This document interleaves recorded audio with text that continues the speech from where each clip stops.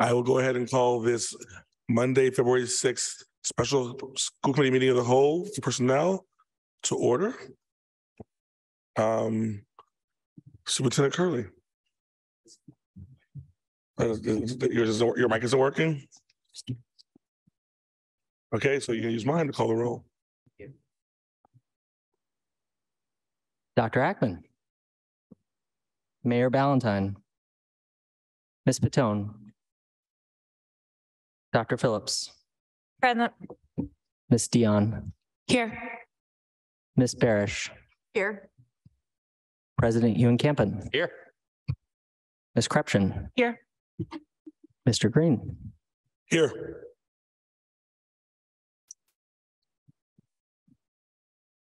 On behalf of Mayor Ballantyne, she sends her regrets. There's a family emergency and she is currently at the hospital, but she will be watching this later. She says her regrets that she can't be with us today. I think we have interpretation available for people who are watching via Zoom. So I'm going to go ahead and ask each of the interpreters to introduce themselves as per normal. So I'll start with our Portuguese interpreter.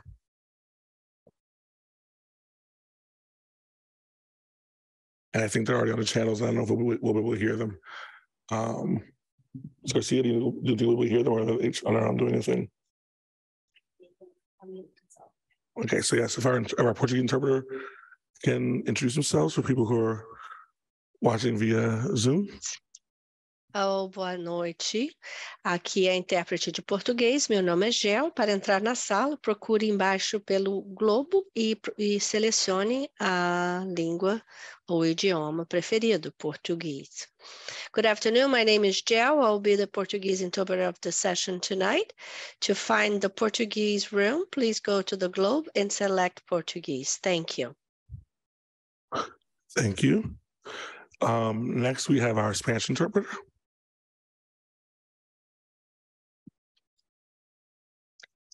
Boa tarde a todos que estiverem na sala de português. Okay, and finally, our Haitian Creole interpreter.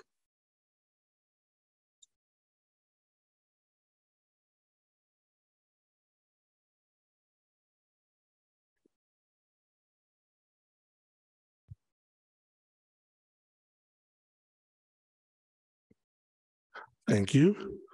I was confused. I was confused. I couldn't really hear. Thank you. I wasn't sure. Now, thank you. And as a Spanish interpreter there.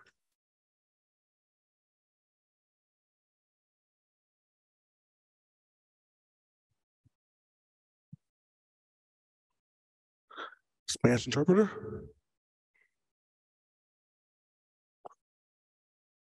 And I'll assume that she's either having technical difficulties or they will join us later. So I'll continue moving us along. As we know, we have one item for business for us today, which is the first of our interviews for finalists for the position of superintendent of Somerville Public Schools. So just so everyone understands how this is going to go, we will start. We'll basically go in rounds, and each school committee member will get a question. For the first round, I will call on people in a random order. For each subsequent rounds, people will raise their hands and be acknowledged. If you have a follow-up to a question, feel free to raise your hand to go immediately afterwards. Aside from that, we'll do every member gets a question, then every member gets a second question, and every member gets their question, and so on until we exhaust our questions. Are there any questions about procedure before we move on? Dr. Ackman. Would you like me to read the question that was assigned to the mayor? My own? No, I'll have Ms. Question do that, but thank you. Thank you. All right. With that, we will start by giving Dr. Pearson-Campbell 3 minutes to introduce herself. Good evening, everyone. My name is Jannell Pearson-Campbell. I am the interim superintendent from Northampton Public Schools, and I'd like to introduce myself today. I had the opportunity of visiting the schools. I at least want to tell you a little bit of background about myself. I'm currently right now in Northampton Public Schools.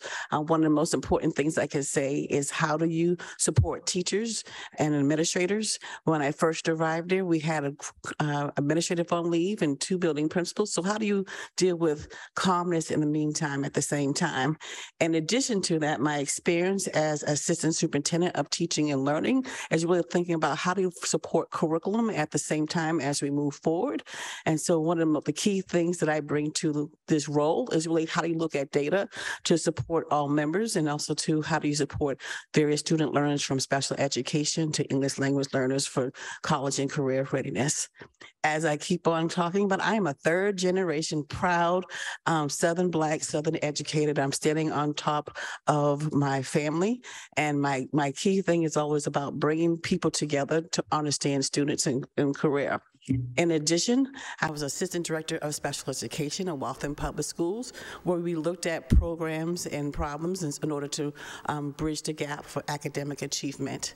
In addition to that, I was a teaching and learning. I taught for 9 years in Boston Public Schools, where I learned about curriculum, but also too, how do you ensure that all students are prepared by having more of a project-based learning type of piece. So I always say, why am I here? Why Somerville? And the reason why I'm here is also to bring my skills of working alongside school committee members and community, but also how do you keep moving forward? Today I had the opportunity to visit building administrations and classroom teachers and students, and they really wanted someone to support them along this journey, but also the things that you have opportunities for students to learn about.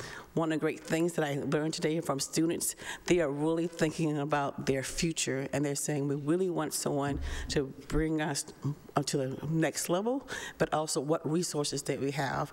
Today at lunchtime, one of the students says, I really want to know about how to prepare for college. My parents are not first generation educators or college career, and I really want to have that opportunity. So one of the great things that I could say today was really listening and hearing along this journey. And one of the things from the community members, they're looking at special ed programs so that we can make sure that all students prepare for college and career readiness. So today was a great day. I was here from 9 o'clock, and now it's 7 o'clock. But it's really about, I hear that we're really thinking about Somerville and how do you make sure that all students are prepared. So this is one of my great opportunities that I was here today. So I thank you for the opportunity to interview with you. Thank you. I'll start with Dr. Ackman.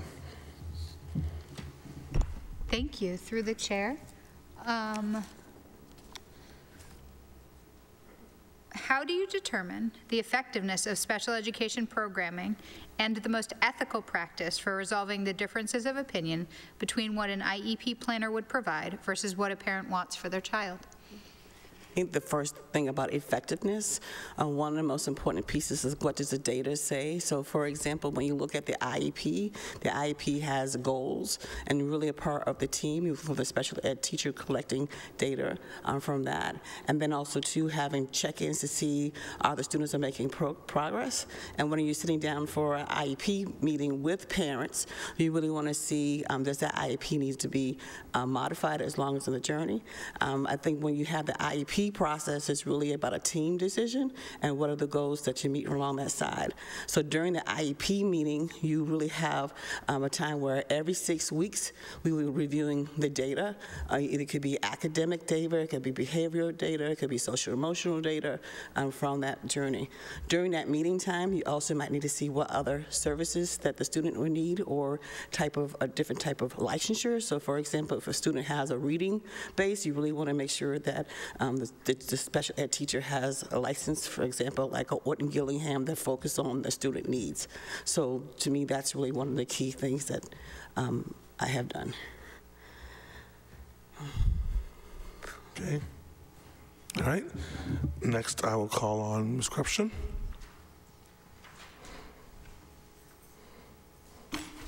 Through the chair.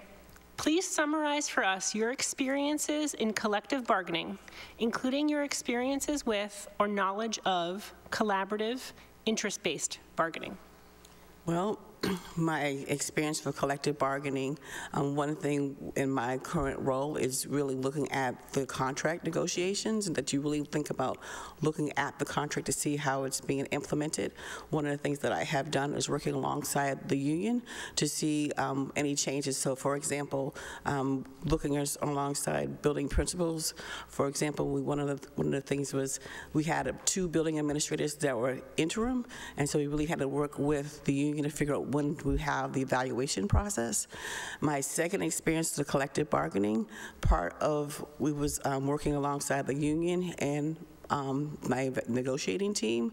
We really sat down and reviewed the contract, what each side was looking for. A lot of times what I would have myself, the union chair, the business manager sitting alongside or working alongside with the union contract. So that has been my experience. Actually, I have a follow-up to that. So that's really helpful insights into your thinking about how to strategize and prepare for being at the table. But can you tell me a little bit about what you see your role is once you're actually at the table in the room, and how you go about those interactions at the table? The interactions, what I've had with the union is really figuring out what the union is asking for. So a lot of times before that meeting, I ask, what are we coming to look for? So for example, the union might ask that we're coming to talk about maybe the evaluations, or it could be working alongside the union members. So those are things that I've had opportunities from that. So, for example, I'm looking at a stipend opportunity. So we look at what the contract was asking for, and working alongside the union and my attorney, so that we can have a conversation from that piece. So that has been my experience. Yeah. Ms. Patone. Thank you, Chair Green, through you to Ms. Pearson-Campbell. Thank you for being here. It's been a long day. I just had a follow-up to that question. I'm trying to understand, have you had an opportunity to be part of a team, and in what role, to successfully complete a contract negotiation? I was the assistant superintendent in that role. So what happens is when we have the contract negotiations, it would be the superintendent, myself, and our school committee. So we would sit in the room, like when we have the union, and then we discuss what are the needs, and then the superintendent at the time will talk on behalf. So I was more like the assistant to that part. May I quick follow-up? Thank you for that, through you, Chair. Thank you for that clarification. And in that process, were you part of the team that completed and created an updated contract? Or yes, okay, I was part of the team that did that. Thank you. This is a point of protocol, since we're technically in a subcommittee meeting.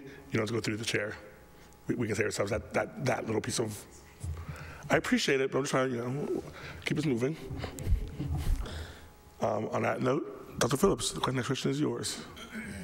Thanks. When you develop a budget, how do you make resources equitably available to the students and teachers who need them? Please provide some examples from your prior experience to illustrate your response. Okay. So my experience of creating a budget, I call it zero-based budgeting. So the first step that I do is each building principal, director, identify the resources in their building. So for example, the first step is identify any staff. That's the first step.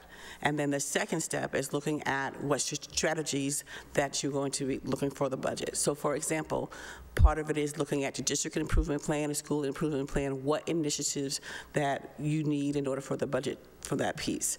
Because that data identifies how do you align resources to each particular school district. In addition, the third part of it also too, from my experience, is like how do you reduce the budget if you look at the increase, and that number one, what the city can afford to support the budget. So that has been my experience. So looking at my process has been looking at data from enrollment size, from special ed resources, working alongside the various directors, and so that when I'm part of delivering the budget, it's that process putting into place. So that's what I have done and what I'm currently doing, part of it. In addition, part of my budget process is also to communicating to the community of what is going on in the budget. So, for example, we look at the ESSA funds that from the state. You're seeing how the funding is being used for the ESSA funds. If that's going in the next few years, it's going to might be depleted. How do you look at the moving to the general funds? So you look at it from a data perspective. So that has been my experience. Mr. Phillips. Thanks. Just to follow up on that, where does equity come into your budgeting and how? Well, equity, number one, you look at your subgroups from your data, looking at the achievement of the various students, the pieces. You also looking at what offers and opportunities happening in each of the schools to ensure that if you're having technology, you want technology in every building, but also too, you really have a plan from that, so equity comes in that piece. But when you have a data piece, you'll be able to explain this is the rationale why we're looking at that from the budget piece. So data really is the driving instruction from that piece when you're making that decision. So that when you're in front of a community, you can explain why you're making that certain decision. So it can be MCAS data, it could be access data, it could be enrollment from the school, it can also through the needs of the building from that. So really that's where the equity comes into place. I have a follow-up. And it's probably would have been fair to ask earlier, but you know, everyone uses the word equity now, and it means, I think it means a million different things to many different people. So when you refer to equity, particularly in terms of your role as superintendent, what does that mean for you? My definition of equity, it means that it might not be equal for all. It means that the people getting what you need for that particular building. So that's what I mean for equity. And so what I mean by that, if when you're having a data analysis from the building, you really want to see how the students are making academic improvement, and you might say, well, this is the reason why they're getting an interventionist, because looking at the data analysis, they need a reading specialist, or they might need an additional ELL teacher because the data supports that they might need an additional ELL person versus another school. So really that's my thing about looking at what the data supports that initiative.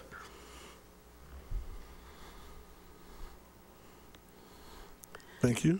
Next, I'm going to go to President Ewing-Campen. Thank you, Mr. Chair. Thank you very much. Nice to meet you. My question is about after-school activities. How do you see after-school activities benefiting students, and what needs to happen to make these opportunities available to students? And please tell us some of your previous experiences with developing and supporting after-school activities. Number one of the things that after-school activities supports the students. So for example, one of the opportunities is having a STEM, so it connects to learning what happens in the classroom during the day and afternoon.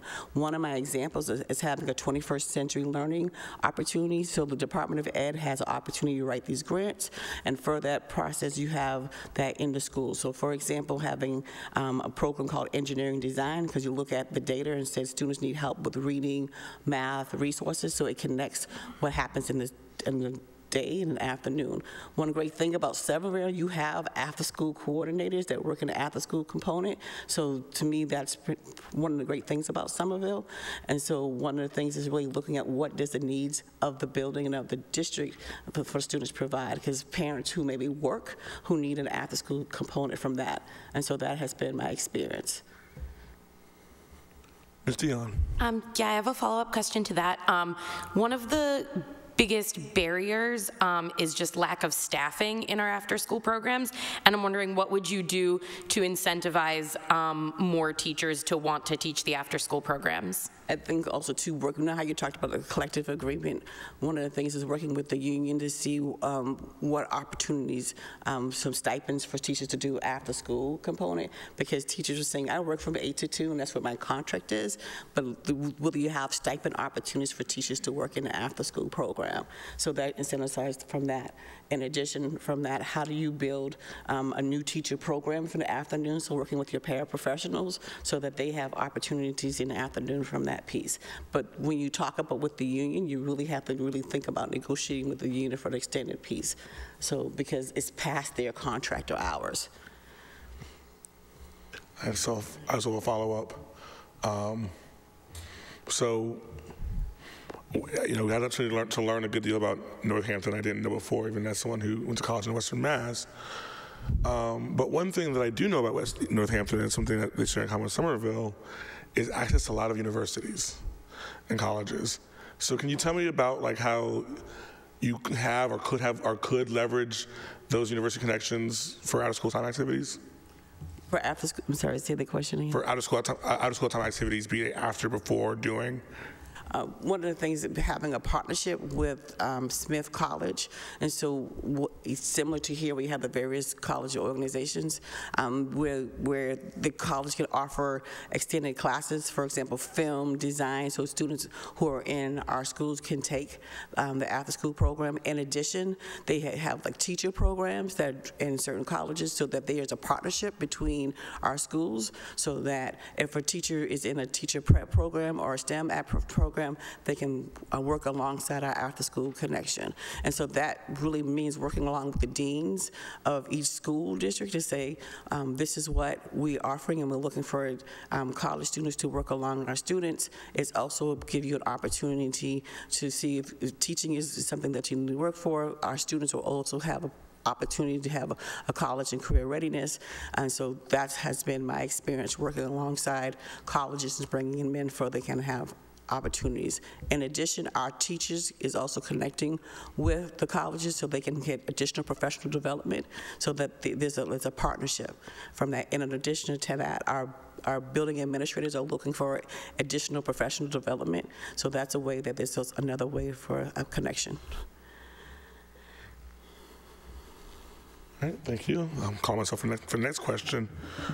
So I'd love it if you could tell me a little bit about your core values and how they influence your priorities you have set for your personal and professional goals, as well as for the educational goals you set for the district.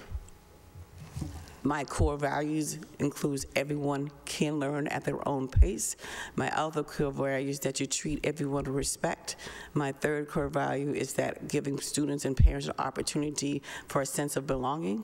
The way for it to see it in the community and here is just having opportunities for schools to design a sense of belonging, which means having cultural opportunities, diversification of our staffing, so our students be able to see someone who looks like them, and that's the piece. I'm making sure I answer the question. I'm just trying to.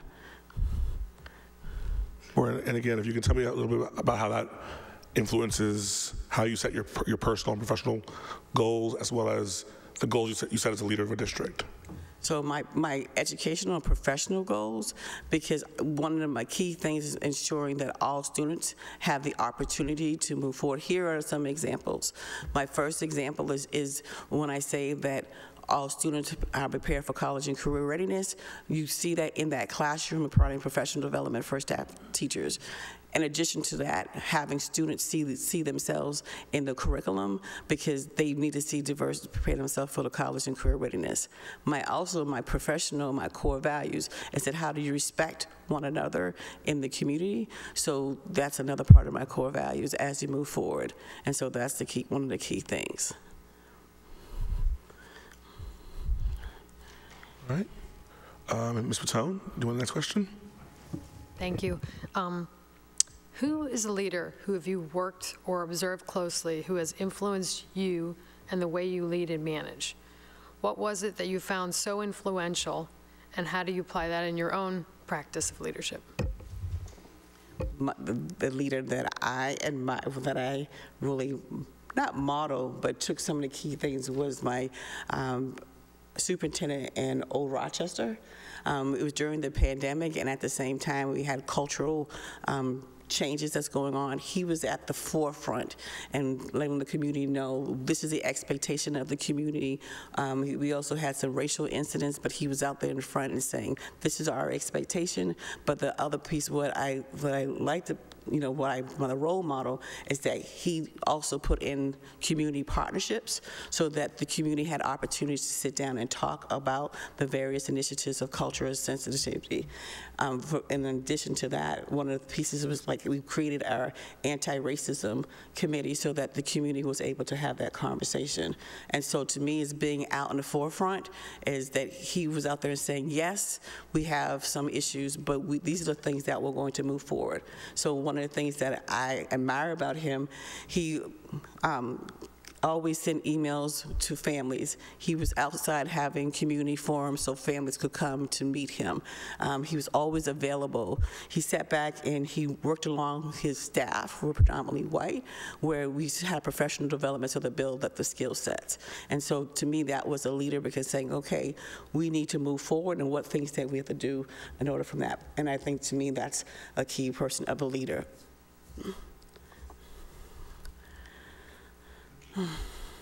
Thank you. Ms. Barish. Thank you, Chair. I'm so glad you're here today. As you assume a new superintendency, what would be your plan for identifying and reaching out to community stakeholder groups?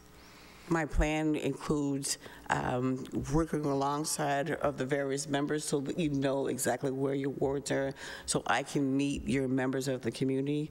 My second piece is also to giving myself an entry plan so the community knows this is what I'm going to be looking for and communicating with the district.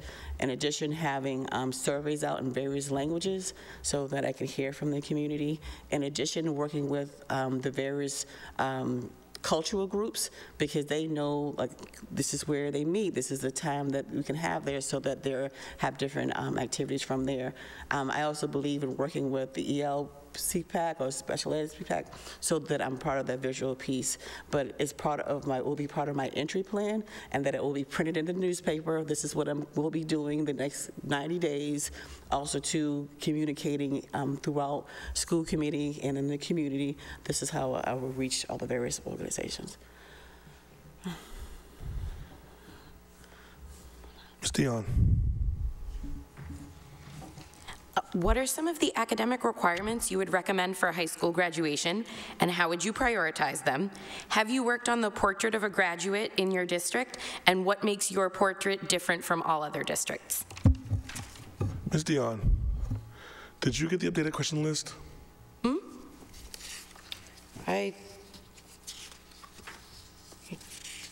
Yeah, oh, sorry, no, I did not. I apologize. Okay, what academic experiences should all students who attend the Somerville Public Schools have at each level of school? Elementary grades, middle grades, and high school. Sorry, that's my fault. Oh, that's okay. We'll move it. We'll do this.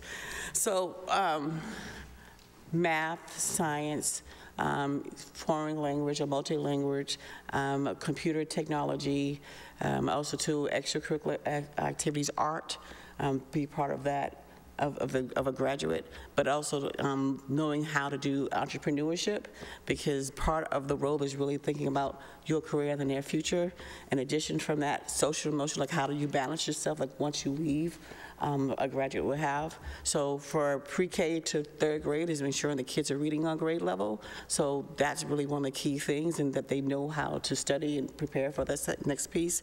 From third grade to sixth grade is really how do you prepare for college and career. How do you know how to study and organize your material? Because when you get to middle school and high school and changing all those classes, you really have to know how to organize yourself. In addition to the STEM activities, in addition to that, how do you communicate? How do you walk into the room when taking yourself off the cell phone? There's certain ways of interpersonal skills that a student will have. For 7th, 8th, and 9th, is really understanding the math pathway so that when kids move up to college and career, they know that they in certain professions that you have to take math in the 8th grade, like an algebra 1 or geometry, so that you can prepare for that piece. So really have that interpersonal as you go forward. In addition to that, cultural readiness, how do you learn about different cultures so that you know how to interact with one another. And then for college, high school was really, and when you get in the 9th grade, you're thinking about what does your plans look like for college. In addition to that, and the various grade levels is also to having a plan in place.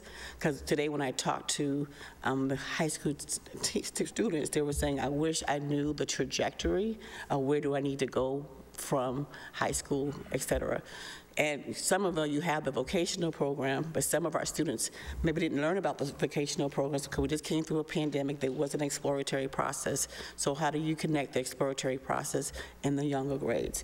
And so that to me is like a project-based learning so that you have that hands-on activities as you move forward. Because when you enter college or career, you might have an online professor. So how do you know how to interact with online assessments at the same time? So it's really preparing that first day of a college or a career opportunity from that piece. So those are things that I have done. Great, thank you. Thank you. Dr. Ackerman.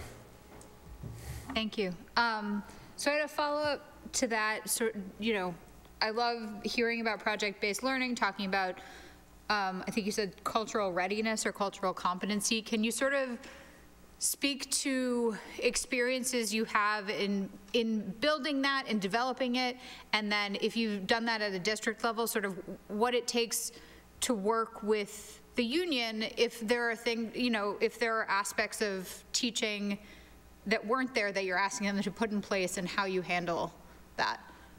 Can you say the question? I'm just trying to. Yes, I can totally ask it again. It's got like 25 pieces. Yeah. So you talked about early project-based learning, you talked about graduation plan in place, you talked about cultural readiness.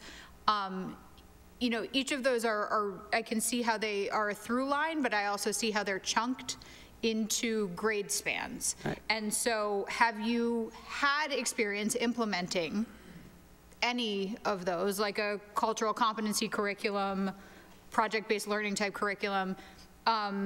And if so, did you have to work with the union to make that happen? And if not, that's fine, but can you sort of speak to how one develops that? Okay, I can talk about project-based learning. So one of the things that because our union, a lot of our teachers needed support with understanding what project-based learning is. So the first step that we did with the union is having professional development implemented into a yearly calendar.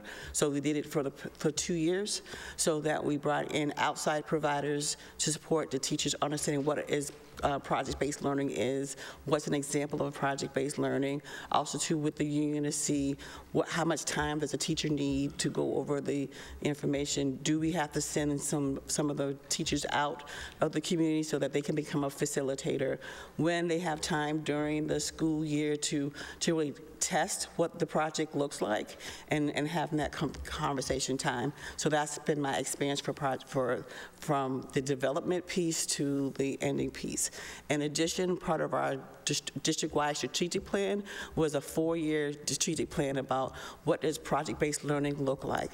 So part of the strategic plan also means that what it was going to look like in that classroom. So one of the examples was that the teacher will do one project per year until we build it up over time. So that was like you gradually building over that piece from that.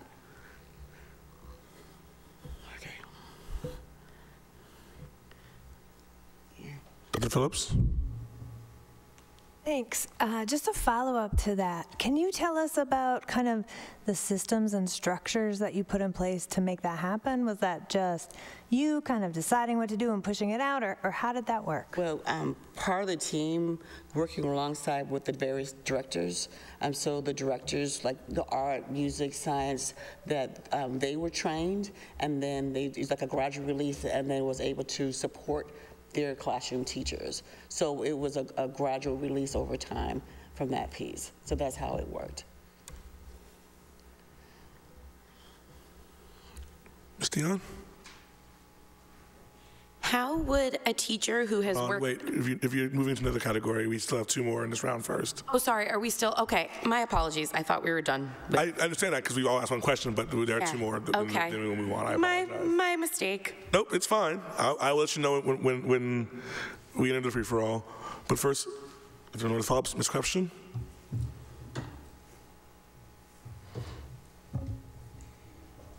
In FY24 or FY25, we will exhaust the federal stimulus funding and face a fiscal cliff where revenues diminish.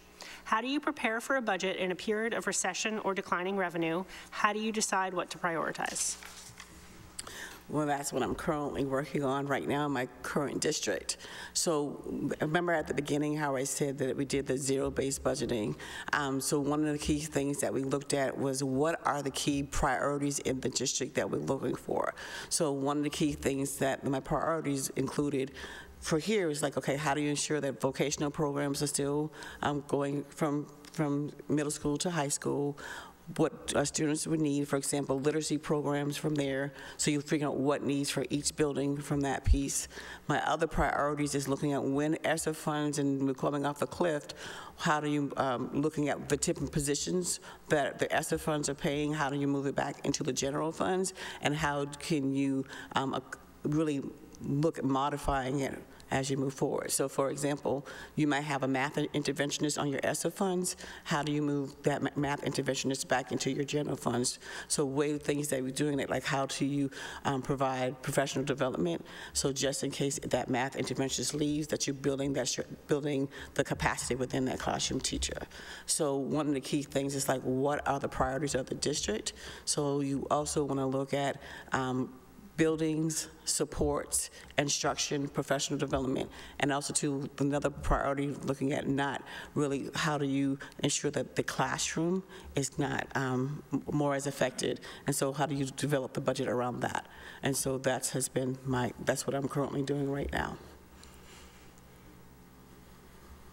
So I actually have 2 follow-ups I want to do one at a time. The first is, you mentioned that you're currently dealing with the deficit in Northampton. I know you just started as an intern there, but can you tell us, in your opinion, how that deficit came to be and what lessons you may take from that about budgeting going forward? Well, one of the key things is really our school choice funding. So how the school choice funding was used for positions. And so I understand during the pandemic. Can I pause you for just a second? Because school choice is one of those terms that we use to mean like a number of different things. So could you elaborate on what you mean by that? So, for example, paraprofessionals. So the school choice funding was used for paraprofessionals. And so because our budget wasn't able to afford that piece, so they kept on using that school choice funds for employees. And so instead of laying people off, they use that school choice funds for paraprofessionals for the elementary schools. So that's what a lot of our school choice funding went to, which depleted. So normally you don't use the school choice fund for positions, but that was the case. So now we're re-adding to that school choice fund so that we can build it up. So that has been my piece. So I inherited it. And the second piece is also too, we just had a contract negotiation. So really, how do you think about the supports of your staff and balancing out the budget? So that's the pieces that we've had. So I inherited, but at the same time, I'm trying to balance the budget.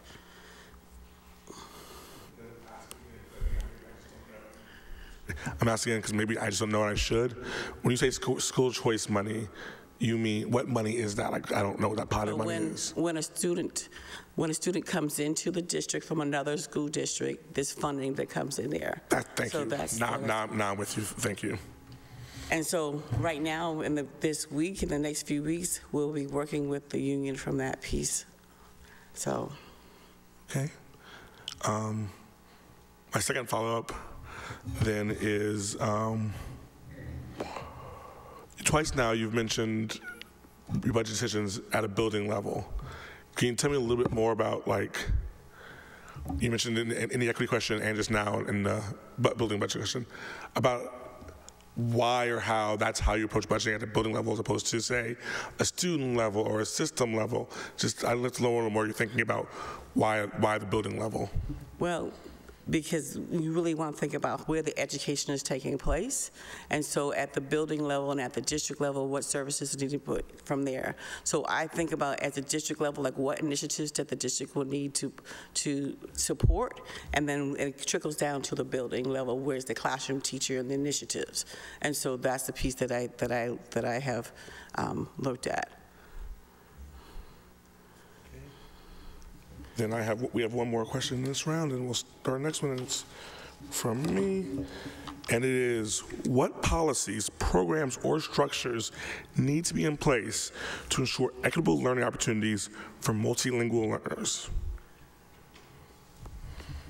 I think the first thing for multilingual levels, the federal government gives you from the Department of Ed of how to educate students of English language learners, which means it tells you the amount of services they receive once they have the access testing, so that when a student is in the classroom, you really figure out how many hours they need for the support.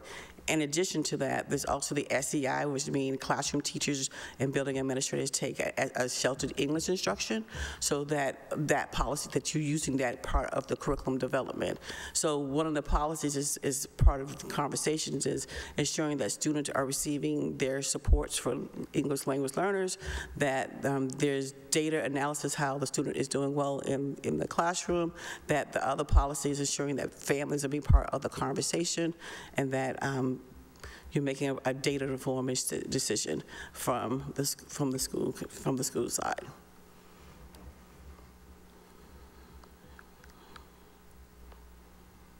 Okay, that concludes the prepared question round. So now it's a free-for-all. If members have questions, please throw your hands up. Dr. Phillips.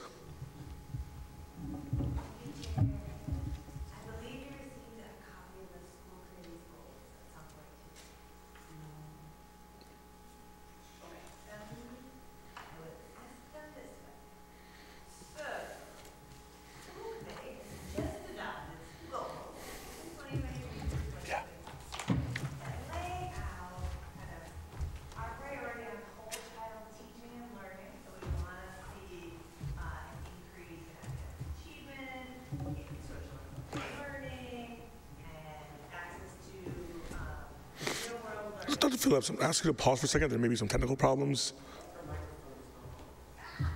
Thank you. We are having a lot of technical problems.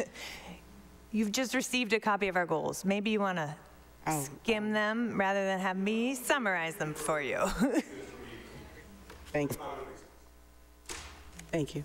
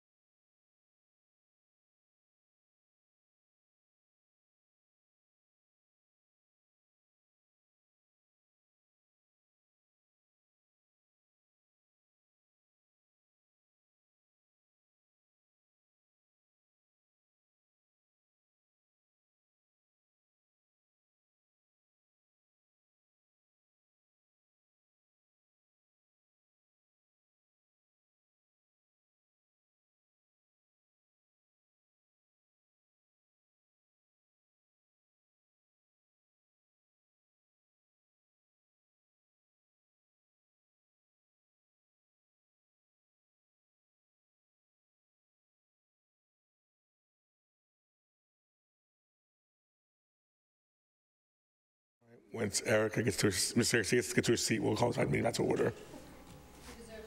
Absolutely.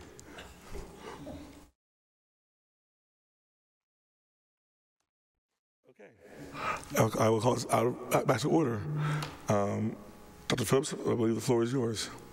Thank you. So Dr. Pearson-Campbell, you've had a few minutes to familiarize yourself with our goals, and we understand that you've just had a few minutes to familiarize yourself with them.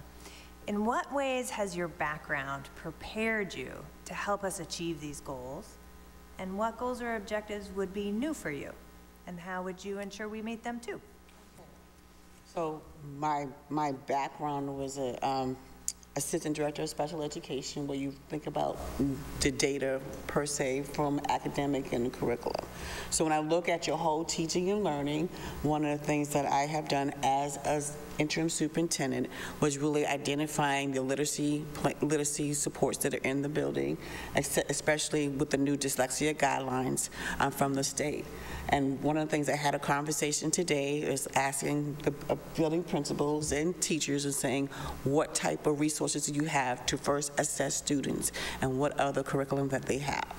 And so that's one of the key things that in my background I've had. I put a team together to really look at a literacy plan from a pre-K to 12, really from a pre-K to 3 for an early literacy plan where you identify what resources do you have in the building, what curriculum do you have. In addition, it's called highly quality material from the Department of Ed. So my experience have been working with pre-K to 3 teachers to really identify what resources do you currently have. The next step is also to, if we have to purchase any materials, working with the state where they have opportunities for districts to have a grant so that you can purchase. They have like a 50% refund. They pay for 50%, you pay for 50% to really look at that. In addition from that is really having professional development and training. So having a literacy plan for coming in, and it supports all students because the dyslexia plan guidance, you really want to reduce the number of students who are identified as dyslexia, but also what interventions have you put into place. My also experience is also working with building principals so that they are able to identify the resources in the building when it's time to observe a classroom teacher, to make sure that the literacy curriculum plus the development of a learning style in that classroom is put into place, and having conversations with classroom teachers to see how the implementation. My other experience is also looking at a math initiative. I was really looking at a standard analysis to see what type of math program that you have to support the teachers in the building administrators and students. My process included working alongside the math chair, the ELA chair, the department, assistant superintendent, so that you can build a program from that piece, because really you want staff to really look at each student's work to see how the student is doing well or what types of interventions or remediation. So that's part of your goal. My second part, you talk about social and emotional learning, and today I heard that you have responsive classroom, and part of responsive classroom is having professional development.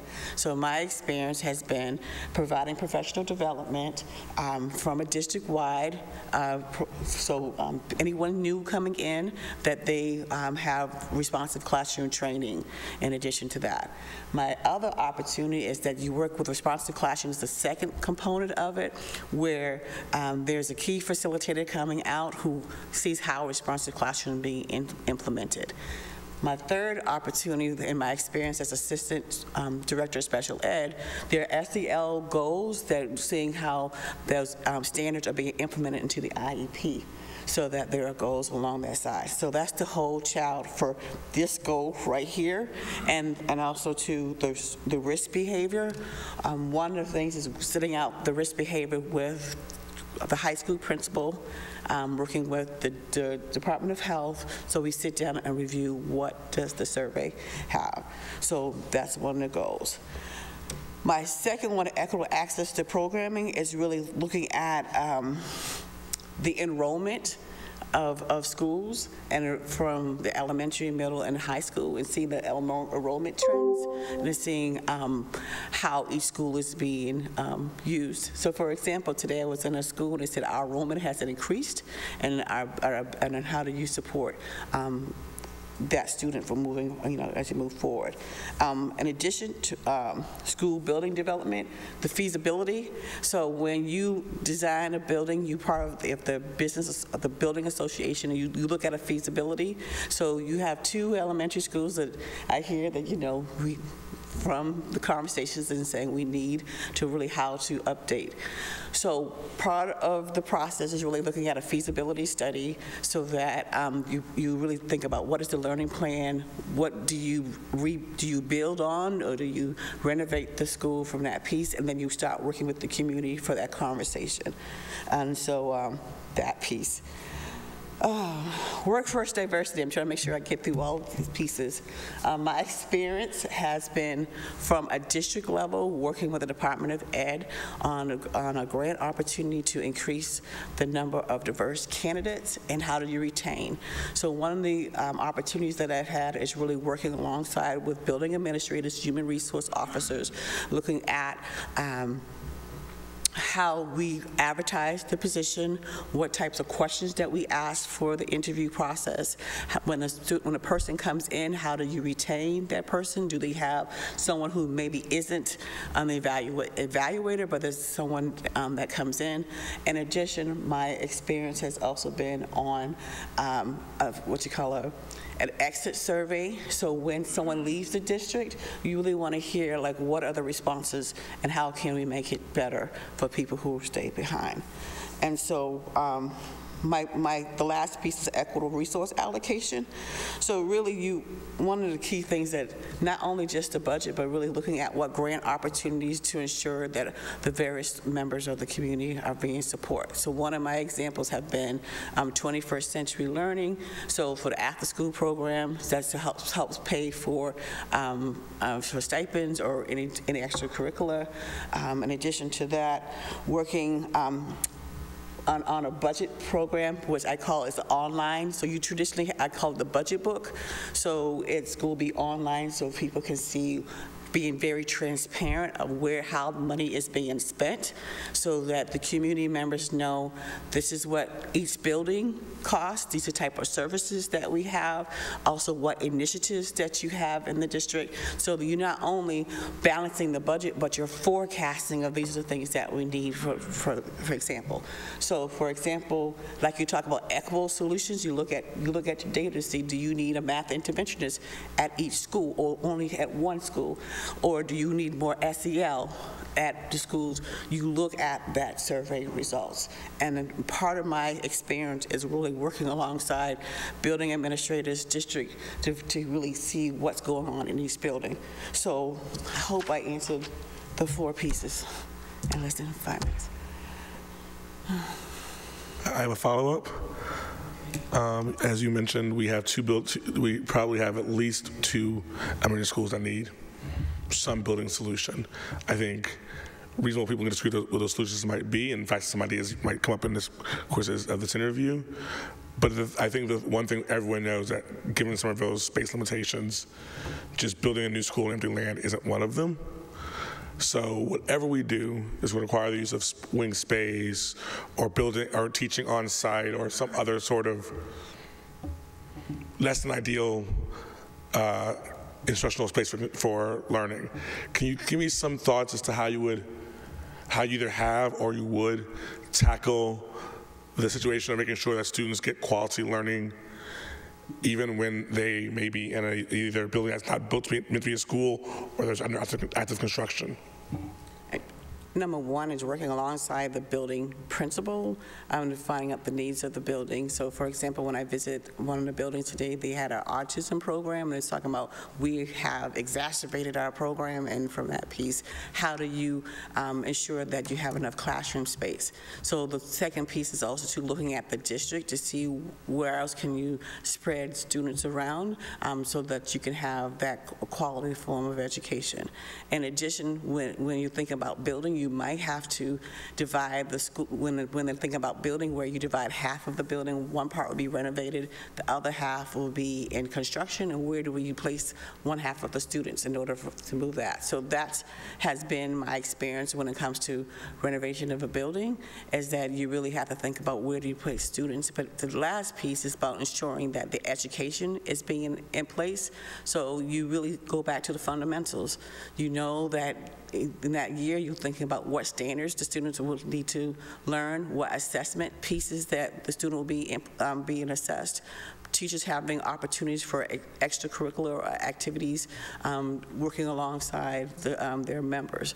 So you really want to think about a plan per se, and also to working with their school improvement plan to see what are the needs so that you prepare while the transition is going on, the education is still going on, and also to having feedback from the community of what are they looking for that year. So having that feedback piece.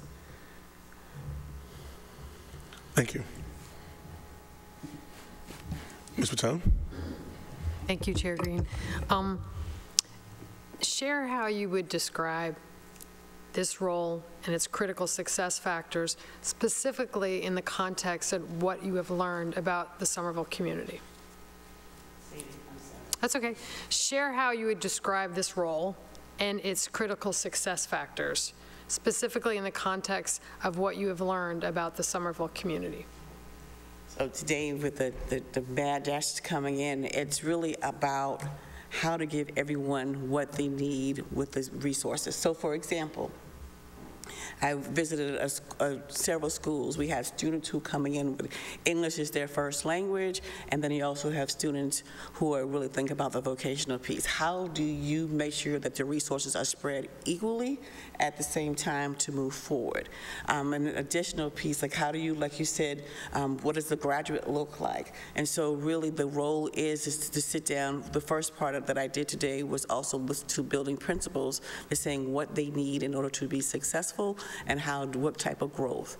And also to my piece as a superintendent is really build upon what you currently are doing and as you move forward. So for example, your after-school programs, are they STEAM, science, technology, engineering, arts, mathematics, that would continue on that progress.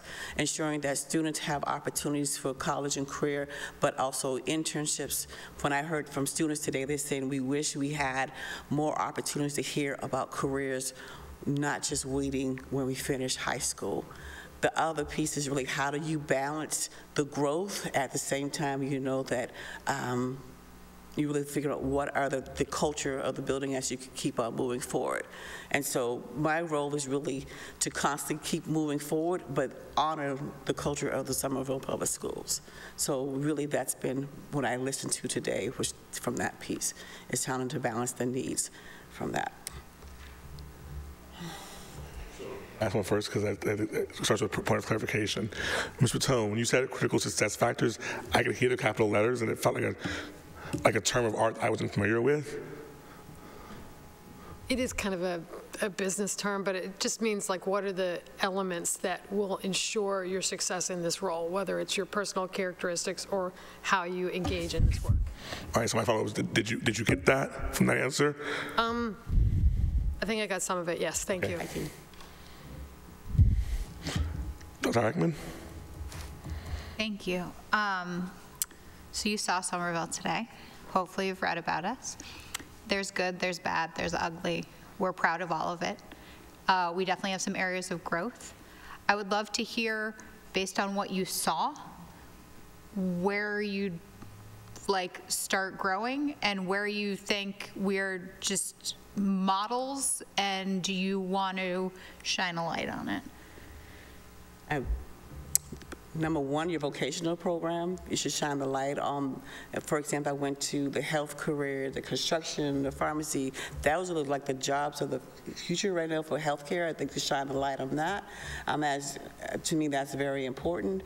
In addition to seeing the new facility of how education is very important and connecting. One of the things I was hearing from the students, they were talking about there was like a honors / AP class, and they were talking about how that program is going, and so really I would develop that even further, because students were saying, you know, I wish people realized that I can do the AP program and how diversified it was. And I think you should shine a light on that, because kids, when I met the high school students today, they were talking about that program and talking about, well, more students should be part of it, but also too, how do we bring it down to the middle school level so that when students come into the high school, they know what an AP class is. They're not being afraid of it and taking it on as a challenge.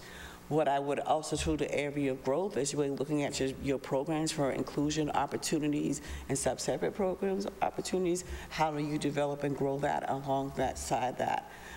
What I would add when I learned today is really how do you have a district-wide assessment tool so that when a student comes in from pre-K to 12, there's an assessment tool that follows them from grade level to grade level so that parents can see the trajectory of that student. So that's what I've heard today from that conversation.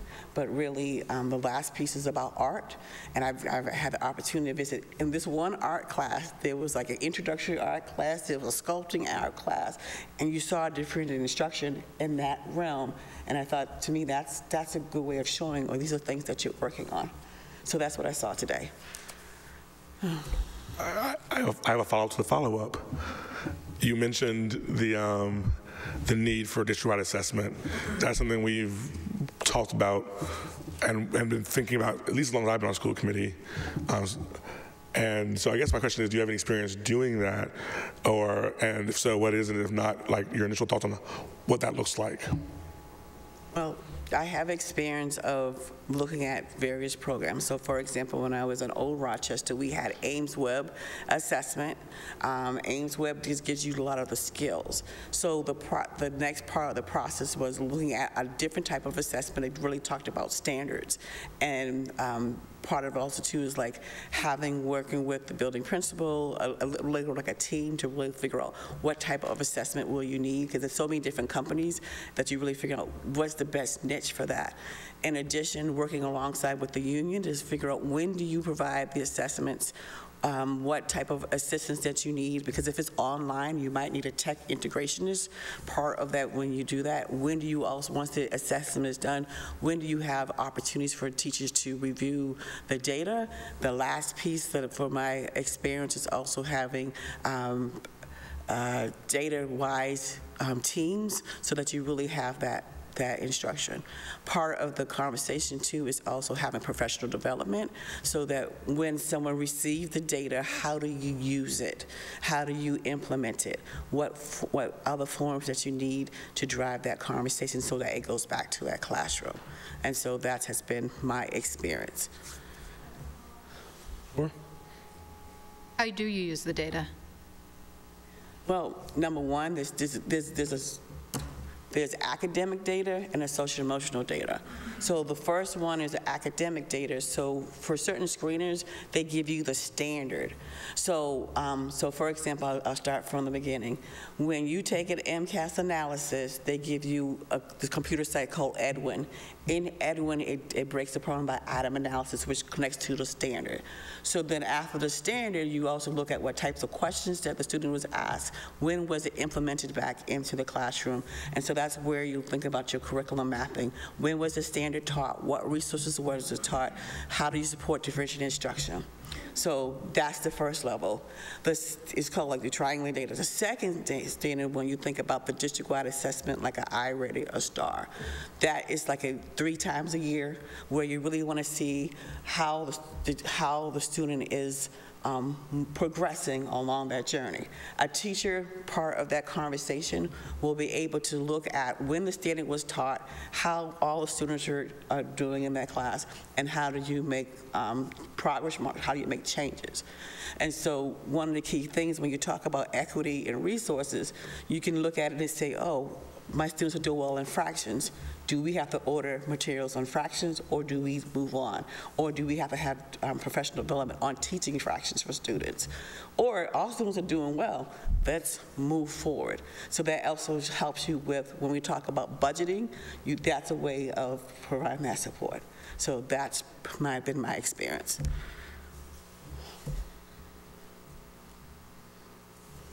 Ms. Dion. How would a teacher who has worked under your leadership describe you?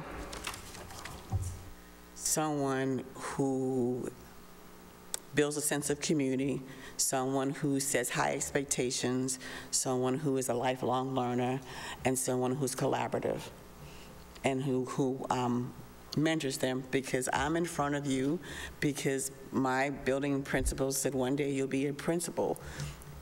You know, and so to me, that's what they describe. I'm always asking people, where do you see yourself in 5 years? Do you think about going back to school? Do you think about going to your doctorate?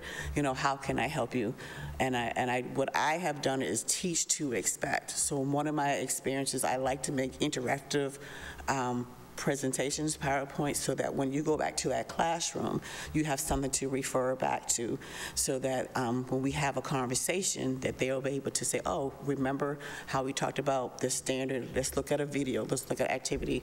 So I think that's what they were describing.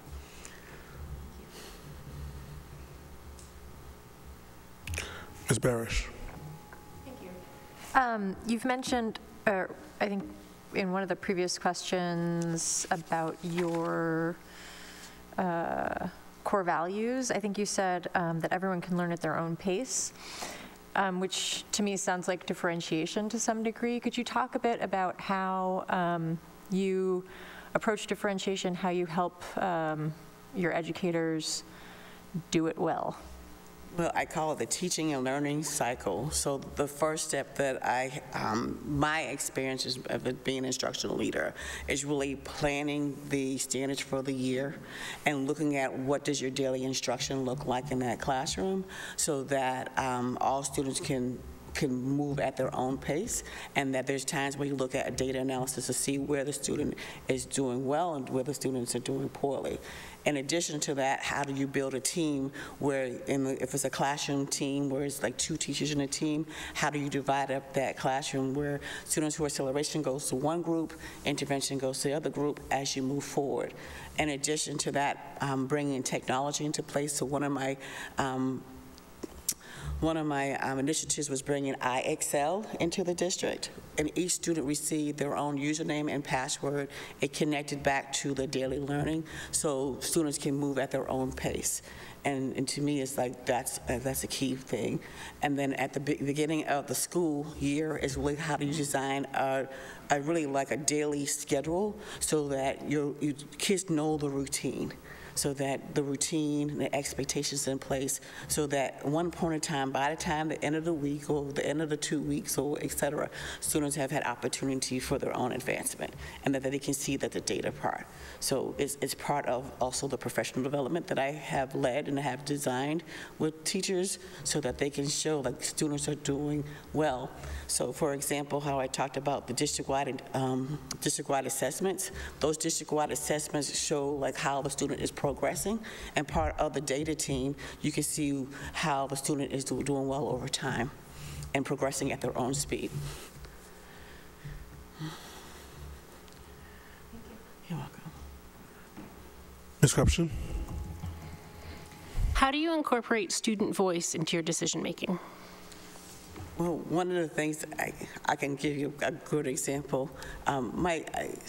I have set meeting times with my students throughout the year, and also too, I'm visible, and so students feel that I'm approachable in that conversation. In addition, I put in Google surveys to students, so during their first class, I asked building principals to give that survey to students, because I really want to hear their voice. In addition, one of my experiences is that this year we hired a building high school principal. Part of the process is that I had a forum with students, so that I wanted to hear their feedback regarding and their questions of what type of principal they would like for the building. In addition, when the candidate came in, they sat in the front with their laptop, with their computer, and was able to ask the building principal, because I wanted their feedback be part of the conversation. So that has been my experience. And also too, I'm visible, so I'm in schools almost every day, part of my schedule. And kids come up to you and they start saying the things they're used to seeing you, and they start talking about, their hopes and their dreams and what they need help with. So that has been student voices. And when it's a snow day, they email me and say, is tomorrow going to be a snow day? And I'm like, class is not done yet. You need to stay in your class. I have to feed you lunch first before you go home. So kids feel that, they have no problem about emailing me and they feel they know who I am. So that's a great thing to have. Can I do a follow-up on that one? So you mentioned that you have set you set meetings with students. How do you select what students are participating in that, or how do you make sure you're hearing from students, not just the students whose parents may know how to work the system, et cetera? One of my, for example, we had an incident with a classroom teacher, and one of the students said, I want to talk to the superintendent. And one of the things I work with the building principal to find out what's a good time for me to meet with them. And so I wanted to hear their voices because I really thought that their voices matter.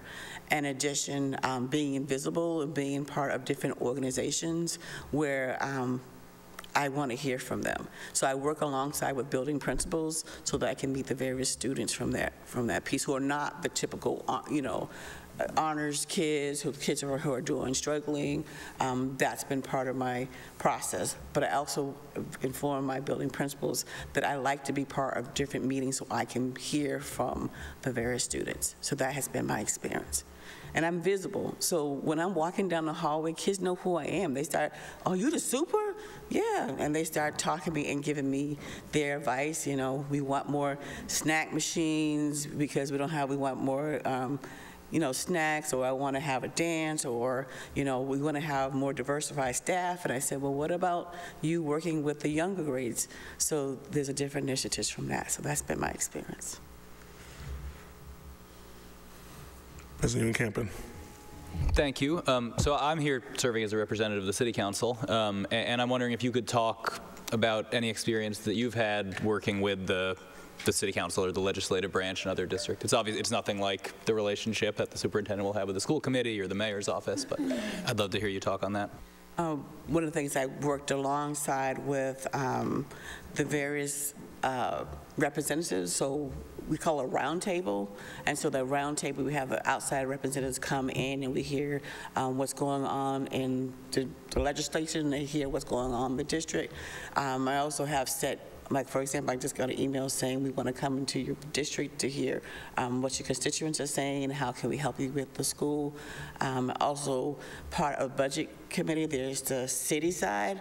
So in the city side, you talk about capital improvements. So you talk about what the needs of the building and what the needs of the district. And so that's been part of my conversation. And then we have what you call a joint. We're all members of the mayor, so you can have the family engagement, you have the budget, you have schools, all sit down together and we talk about what's going on in your buildings, in your school department. So that's been my experience. I'm gonna call myself for my first question, and then we'll start round two. And so my question is about management. I think Somerville has a budget roughly 3 times the size of Northampton, which is both an opportunity and a challenge. I think it's an opportunity for obvious reasons, but it's also a challenge because it means twice as many students to manage, twice as many buildings. So like some of the management things where you're very hands-on might not translate. So can you tell me a little bit about your approach to delegation and your approach to managing your cabinet and your inner circle?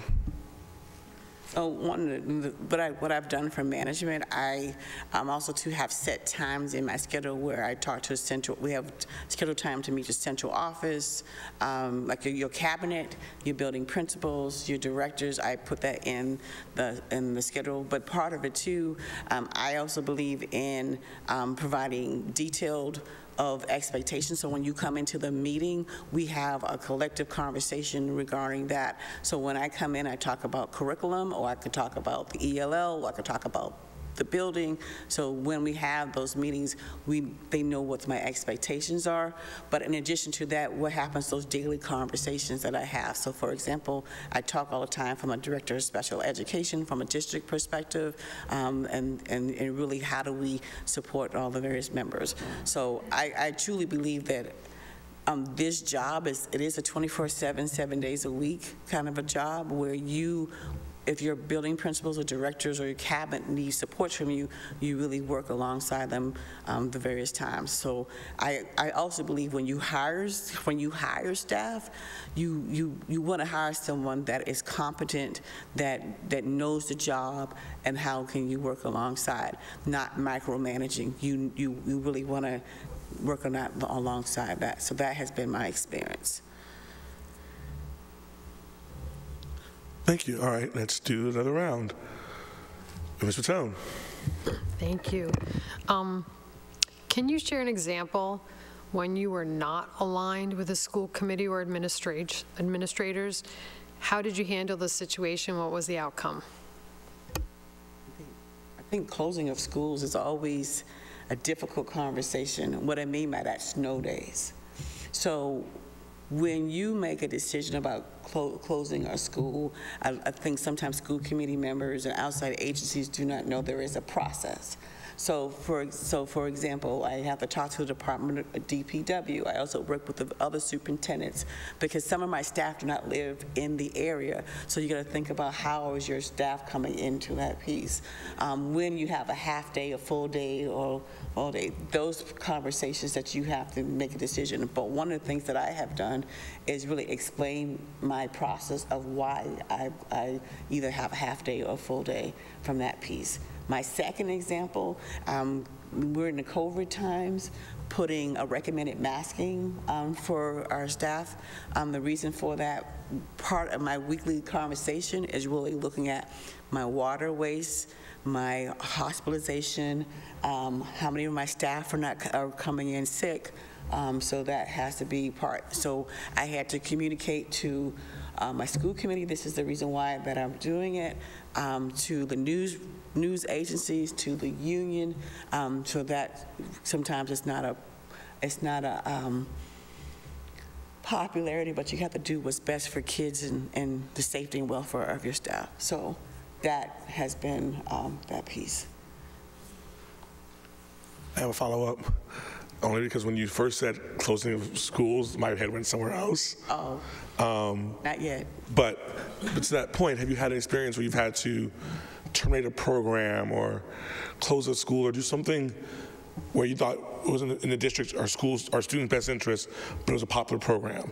And if so, how did you approach that, and how did you build support for your position? I haven't closed the school, but I have changed the program around. What I can say, it was more of like a special ed program, much more moving kids more into inclusion setting and not from our more restrictive setting. So that has been my experience from that. So one of the things that wasn't popular, because when you move a student to more inclusion settings, sometimes if people have different philosophies of saying, I want all students of disabilities to be in a separate program, and it's like, no, you gotta do what's best for kids. They need to have more opportunities in an inclusion program. So that has been my experience. So to follow up, can you tell me how you built support for that decision once you made it?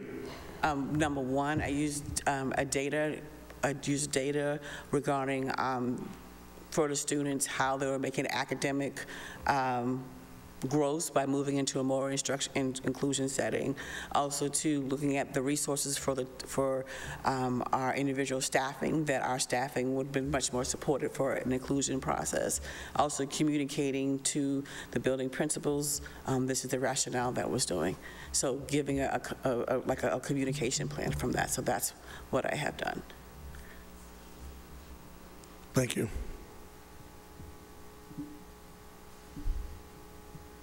Any other questions? Ms. Dion. In your resume, you mentioned that when you took on the position here in Northampton, you hired a large number of people in a short amount of time. I'm curious about how you did that, and do you feel like that's something you would be able to replicate if needed? Yes, I can. I can just tell you, when I first arrived, I had 75 new staff members coming on. The building principal was on administrative leave. The first 15 minutes, I had the middle school principal resign, then the elementary school resigned the following week. I also had a business manager that I had to hire and the director of curriculum that I had to hire. So one of the first things that I did was build a team of who was in the district, so that we really, I said, do you know anybody who is director of curriculum and director of business?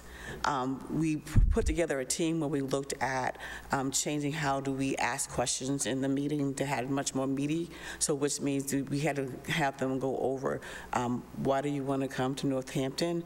What have you used? How do you write grants? How do you support diverse learners? We are a fast-moving district. You know, what initiatives have you put into place from that? When so my first piece was a business manager, because I knew that in that year that we were going to go through a deficit and needed somebody with business experience. So I used School Springs, and part of that conversation of looking at the network, so looking at have you talk to the fellow towns or anybody who can be a business manager. And so I worked alongside my other superintendents to, you know, do you know anybody? So that was my first piece. Can I replicate it?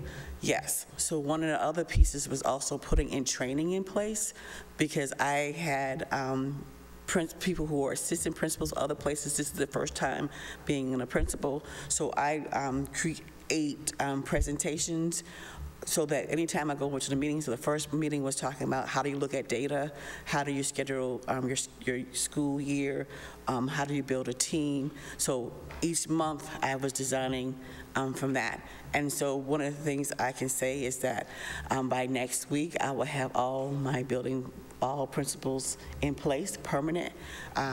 We had an advertisement on our website. We're looking for a principal, and I put a timeline together, a Zoom link, asking survey questions, because people know good people, and so it was almost like my community was also helpful for me finding in principals.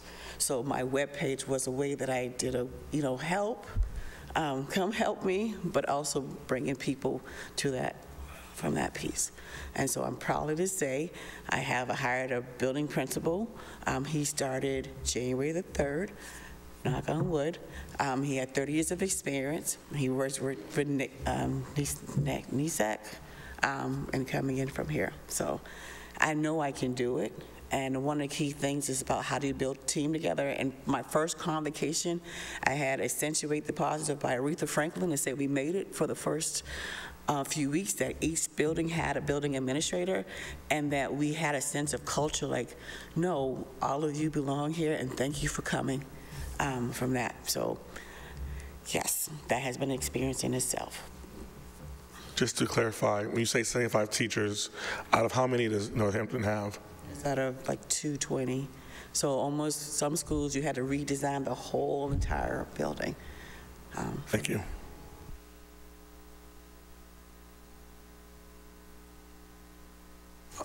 I have my next question.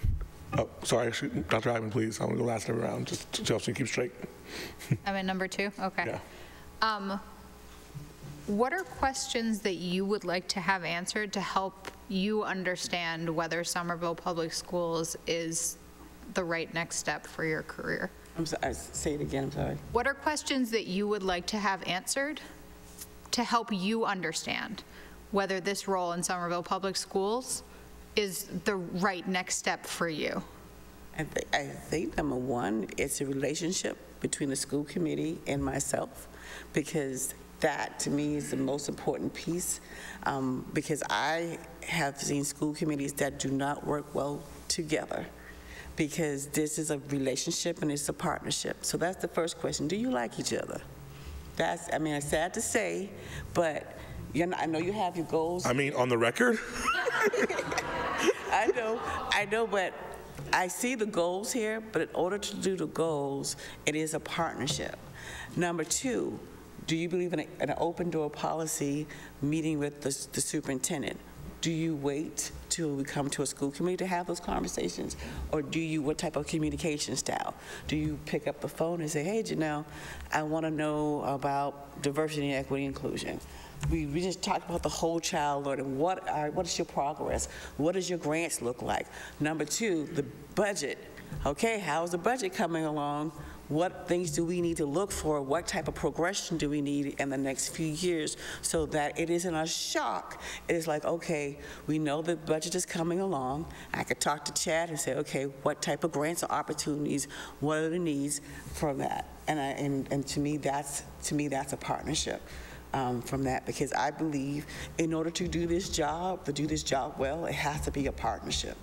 And like today, we went up the street to have dinner, and it was a great way of hearing each other about their personal life a little bit, you know, what they like and what they like about Somerville. And to me, it's like you want to be a part of a place that's moving, that you have a respect for each other to do this job. So that has been my experience.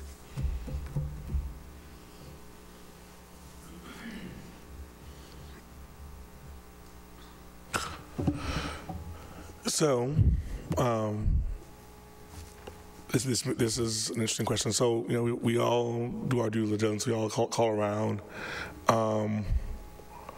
and by and large, I've heard good things. But one thing I did hear is that there's some people who may have concerns about organization as a strong suit of yours. And I say this as someone who is, I would feel, has made a career of being an executive, and personal relations is not a strong suit of mine. So I'm curious to know, would you agree with that assessment? And if so, what schools and systems do you put in place to compensate as you step into a job that is really overwhelming?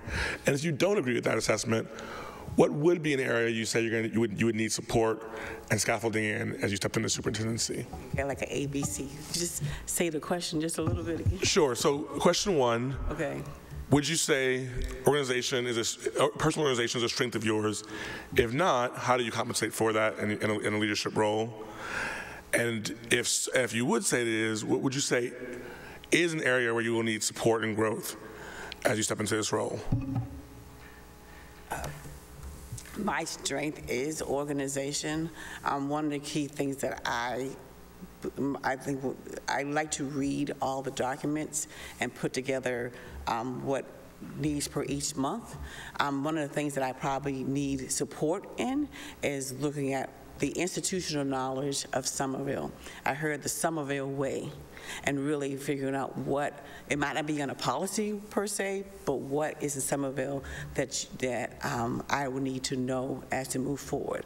I do know, and my role has prepared me of what the Department of Ed is looking for from a superintendent, what the expectation is about curriculum, or if you're having an audit, and preparing the school committee, like these are the initiatives that the Department of Ed is looking for. So that has been my organization. Also too, looking at your budget per se and seeing how your budget is laid out. I did look online and see the strategies and from that piece, but really what does the accounts look like? What are your initiatives as you go forward? So that would be like my key piece, is just looking at from the budget per se, because my budget, every budget is designed a little bit different because you're really thinking about how the organizational pieces are working. So that would be my piece. But I believe my skill set is being prepared, reading at the initiatives, looking at what the strategic plan for the district and how do you implement it and what other ways to support the union building principle from there. So I truly believe of really reading and designing a plan, but I also believe in collecting data along this journey. So looking at your budget, looking at your school improvement plan, looking at the district improvement plan, looking at the website. They also provided me feedback of what they're looking for a superintendent. So that's been my structure so that I can come in and create a plan from that. But that's a way that I can have a more collaborative conversation because I at least have some background information and go from there. So that's what I would need help with. Round 3. Ms. Patel. Got 4 rounds? And tell people we're out of questions. Okay. Thank you. Tell me about a time when you became the leader of an established team. What did you do in an effort to create a sense of shared sense of purpose and develop into a high-functioning team? What worked and what didn't work, and what did you learn? Coming in to a district where a lot of the members came in from a classroom teacher, now they're a building administrator who've been there, who knew the history of the district. But one of the things that I like to do is really having almost interactive questions. So the first one is, what was your first boss? Who was your first boss? You know, what did you learn from your first boss? Your classroom teacher, who was your first classroom teacher that you loved, that you did well on? Also, what type of leader are you looking for? What type of communication style that you need? What help do you need from me? In addition to that, I had set individual meeting times so that I can hear, you know, their feedback, what are their concerns, what are their hopes and dreams, and to build that team along the way. And then I'm a teacher first, so I love interactive presentations, so that part of what I have done is doing Google. You know how Google Drive has a document where you can put in your suggestions. So one of the things that I have done part of that team was look at the meeting times for the year, but allow them to put in suggestions for each meeting time, because finding out what are the needs of them, and that be part of my meeting piece. So it'll be what I'm looking for as a leader, but also what they need support with. So then when we come into the meeting, it's not just me designing the agenda, it was all of us. So it's like we're building a team, and I want to hear their expertise. Plus, I believe partying with a purpose. So holiday season time, we had time where we couldn't go to a restaurant, but we brought in food, where we did a Yankee swap. So we had some laughter, because part of this job is also to, how do you have laughter in the middle of the craziness? And you know, when I think I was talking to someone, I said one of my building principals, her first day, her father had a heart attack. She had to leave to go to Florida. So what are your social and emotional? People are watching to see, are you going to care about me in the most severe, you know, parts of my life? And I just said, go on. We will find a substitute principal. We did, so that you go on from there. And I think in addition to that, is people want to know, are you going to be there in the time of need?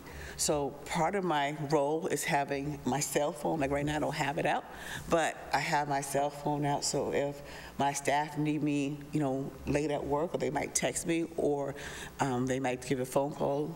For example, if there was an incident happened in the community, they needed to have a conversation with me to say, okay, let's walk you through what social workers do we need, you know, connect with the classroom teacher from that piece. So really, how do you build a team? People really want to know, are you going to be there in the time of need? So that's been part. Thank you for that. I think I'm hearing a ton of empathy and a ton of compassion, and a lot around individual relationships with people.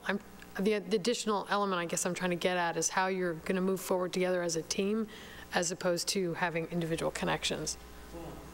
In order to move together as a team, you have to know the individual, like what motivates them.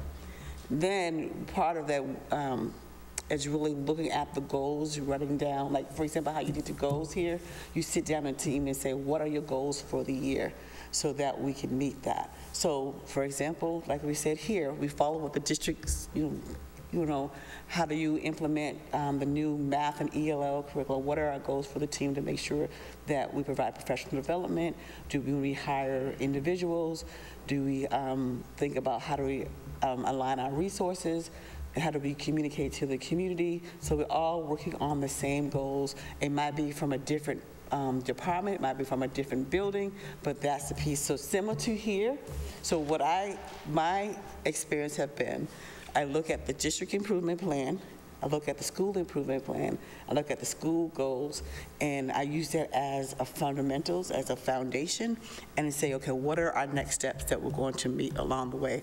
That has been my experience, and that's where my organization come in, because we're fine-tuning, laser focus of what we need to do for the year, and also too, when it comes down to the budget, this is a way that we say, these are the goals, this is the strategy, this is what the things that we think about priorities.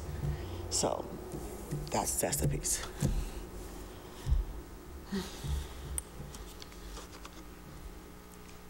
Are there any other questions for members? Dr. Ackman. Thank you. Can you talk to me about,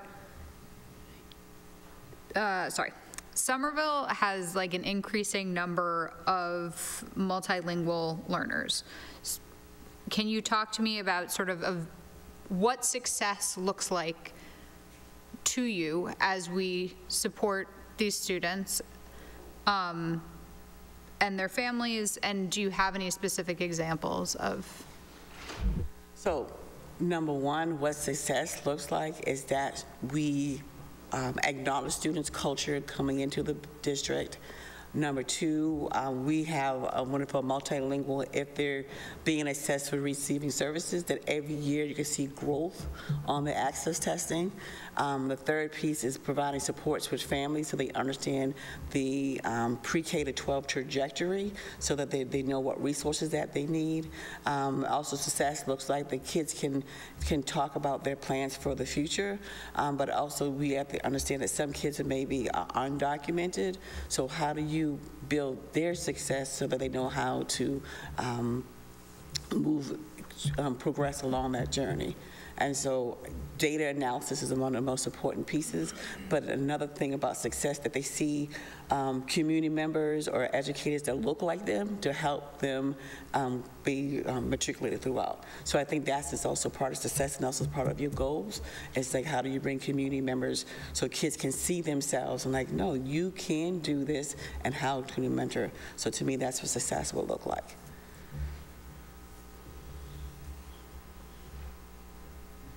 Right. I have one. I think if people are done, I have one final question. All right. So a mentor of mine in leadership once said, if you do your job correctly, your term will be summed up in a sentence. So when if you were to become our new superintendent, if you were to do what you want, if you were to be successful by your own terms, how would they sum up your superintendency in a sentence? She came with a fire and left with students being prepared for whatever they decide to become. And also that teachers, students, and community members can explain this is what Somerville is all about. High expectations for all students, providing opportunities for multilingual learners, provide opportunities for students who need acceleration learning, that there is structures and policies in place so that whoever comes into the door, that they're prepared. And I think the key thing is when students graduate from Somerville, they can say, I went to the best school in the United States, and this is what I learned. And one of the key things I can say, when I was in Florida, I used to hear somebody open their mouths, and I knew they came from Massachusetts because they could not say their R's. And I asked them, where did they come from? And I knew the hometown. And this is like a hometown feel, so that anyone can say, Somerville, I know who you are. I know that the school is really about preparing for all, and that we really believe for all. On the budget that you have, that excellence can still exist. And to me, it's sometimes you have to wing it with sometimes $0. How do you reinvent what you have and as you move forward? So that's, to me, one of the key things I would say. Thank you. Well, is there anything we didn't ask that you feel we need to know before? Is there anything we didn't ask that you feel we need to know? I think you should maybe ask, how do you have fun? How do you build a team?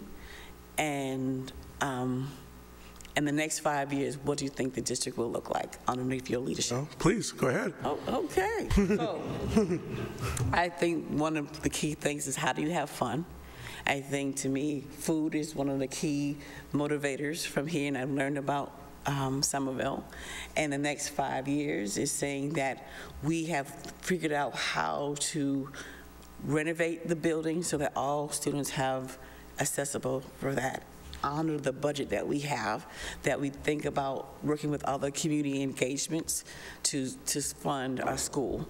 And my thought process was thinking, like, if this technology STEM, why can't we work with corporations so that they come in to have like a hospital wing and say, this is the IBM wing, and these are the things that we're moving forward. So thinking outside the box to move it forward. So that was my, thank you for my opportunity today. It was a 9 to, oh, this is 9 to 9. Yep. But I thank you for the opportunity to interview. Welcome to Somerville. That's okay.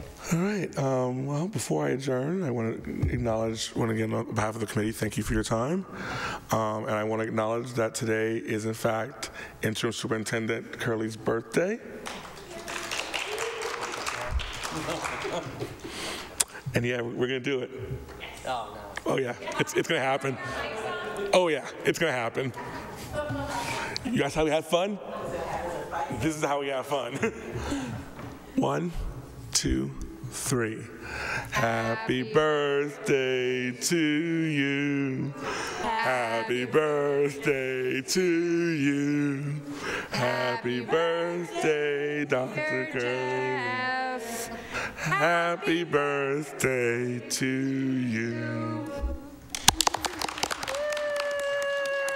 Thank you all. I blush easily. So hopefully I'm not on camera right now. Oh, you are. And you're red. All right. And with that, thank you. We are adjourned.